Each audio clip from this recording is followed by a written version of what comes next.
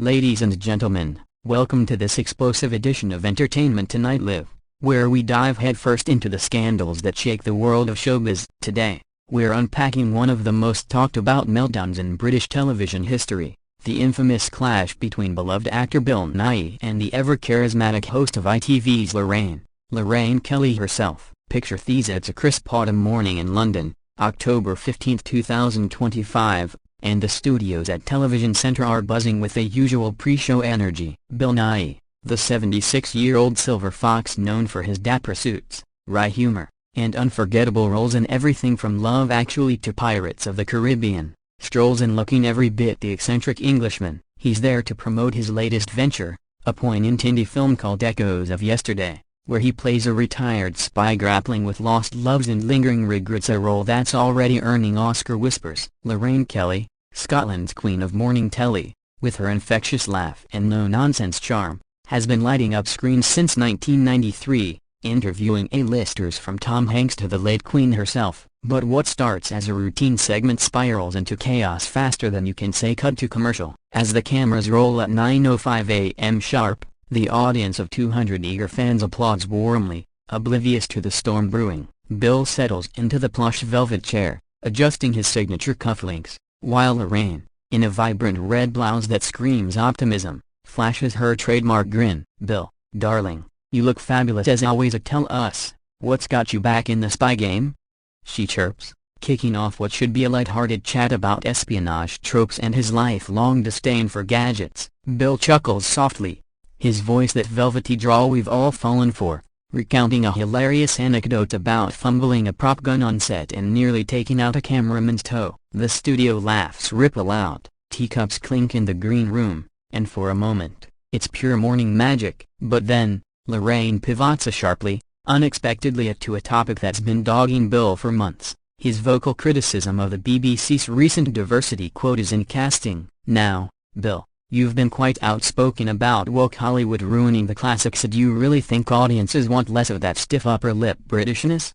she probes, her tone laced with that feisty edge that makes her show a hit. Bill's eyebrow arches, a subtle tell of the tension to come, as he sips his Earl Grey and replies with measured wit, "Lorraine, my dear, I've spent decades playing the bumbling Brit because it's fun, not because it's a mandate. But forcing every villain to be a misunderstood minority? That's not storytelling, that's a seminar." The audience murmurs, a mix of agreement and gasps, and just like that, the gloves are off. What follows is a masterclass in escalating awkwardness, broadcast live to millions across the UK and spilling onto social media like wildfire. Bill, ever the gentleman with a spine of steel, leans forward, his eyes twinkling with mischief masking irritation. "I've nothing against progress, but when it tramples art underfoot, I call bollocks, and I've got the tweets to prove it." Lorraine, unflappable usually, feels the sting after all. Her show prides itself on inclusivity segments that have won her BAFTAs. She counters swiftly, "Oh,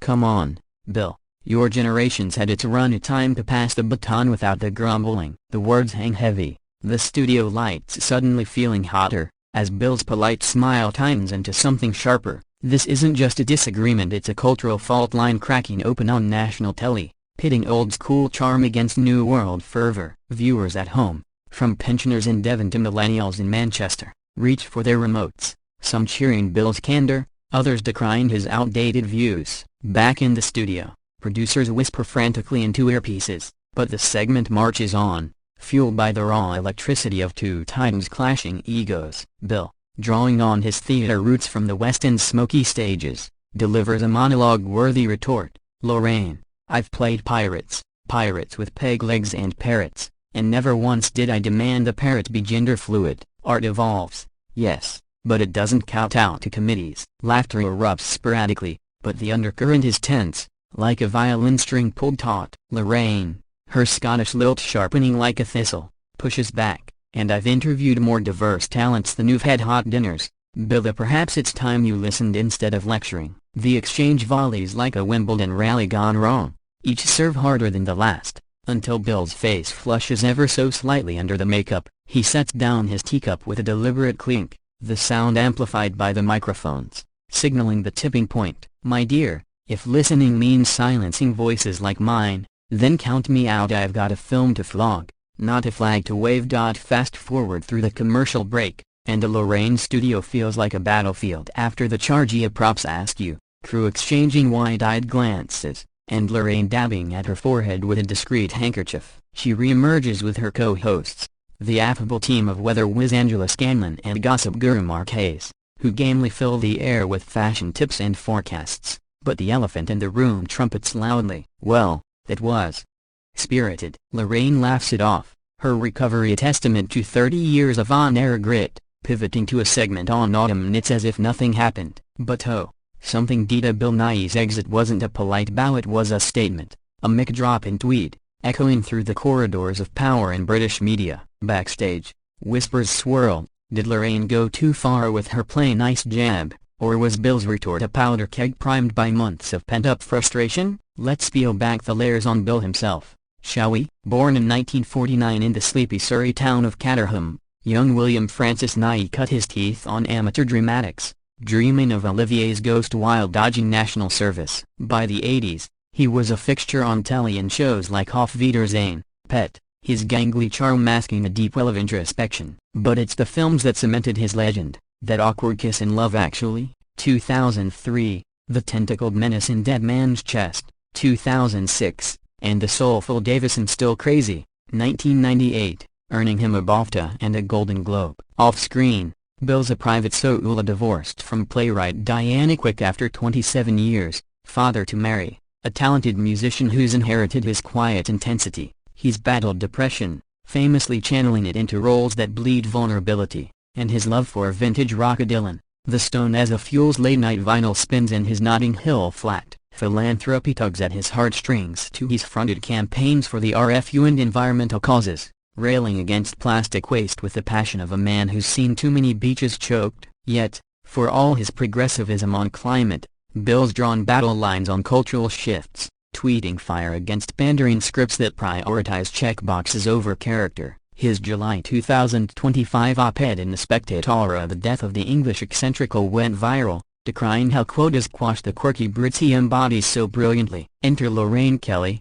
66 and fiercer than ever, a Glasgow girl who parlayed a journalism degree into a dynasty. Starting at BBC Radio Scotland in 1981, she covered the Falklands War from afar, then stormed breakfast TV with her blend of empathy and edge. Married to architect Steve Smith since '92, with a daughter Rosie who's followed mum into media, Lorraine's life is a masterclass in Balancia Yoga at Dawn, charity runs for breast cancer awareness, and a wardrobe that's equal parts high street and out. Her show's a juggernaut, averaging 1 million viewers daily, blending celeb chats with cooking demos and consumer crusades. But beneath the bonhomie lies a steel rod. She skewered politicians on live TV, defended colleagues like Philip Schofield amid scandals, and championed inclusivity with segments featuring trans actors and BAME creators. So when Bill's promo slot arrived, producers saw gold, two national icons, bound to spark. Little did they know it'd combust. The clash ignited over an innocuous question about echoes of yesterday's casting, a diverse ensemble including non-binary newcomer Alex Rivera as the Spies Prot A tilde copyright GA tilde copyright. Lorraine,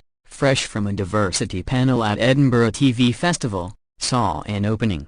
Bill, your co-star Alex is breaking barriers, excited to share the screen with fresh faces. Bill, sipping tea laced with unspoken qualms, nodded politely but couldn't resist. Alex is smashing. Try a firecracker. But let's not pretend the script didn't bend over backward to tick boxes. I read the original draft. The Prot A tilde copyright GA tilde copyright was a grizzled Geordie, not a gender-fluid ghost from the future. The studio freezes. Lorraine's eyes narrow, her follow-up a velvet glove over an iron fist. Bill, darling, bending is progressive. Your era had its biases too. Remember the all-white Pirates crew? Bill's laugh is dry as gin. Biases? Aye. But we call them stories, not sins. Now every line's a landmine. The volley accelerates. Lorraine citing stats from BAFTA reports on underrepresented voices.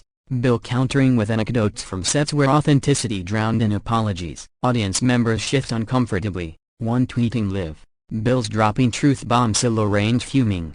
#Lorraine clash. By minute 5, the heat's palpable. Bill's fingers drummed the armrest, a tick from his nicotine days, while Lorraine smiles trains like overtaut elastic. You're sounding like my uncle at Christmas. Bill tradition, no tomorrow, she teases, but the barb lands hard. He fires back, and you're the anti-shoving agendas down throats. A lovely chat, but I have throats to tickle elsewhere. Up he stands, coat swirling like a cape, striding past the flabbergasted band toward the exit doors. Crew scrambly. Bill, wait for the break. But he's gone, vanishing into the lift with a wry wave to a stagehand. Lorraine, ad-libbing brilliantly, segues to coffee recipes, but her voice wavers, the crack in her armor audible to attuned ears. Cut to control room, execs pale, lawyers on speed dial, fearing sponsor pullouts from brands like PG Tips who tout civil discourse. Social feeds explodia. #kickoff. Bill amasses 50K posts in an hour. Memes of Nighy as Davy Jones tackling away from Lorraine's clutches going viral. Pundits pile on. The Sun screams Nighy nixes Natter. The Guardian muses when chivalry clashes with change. Bill, en route to his agent's Mayfair office, texts a pal, bloody hell, felt like debating Thatcher in tights. Lorraine, post-show and makeup removal, confined to a producer. He pushed. I pushed back. I didn't mean to boot him out, but boot him she did, metaphorically, turning a promo puff into a powder keg. Hours tick by, and the fallout from the Lorraine Kelly studio showdown with Bill Nighy morphs from Whisper Network to worldwide watermark, dominating feeds from Fleet Street to Fairfax.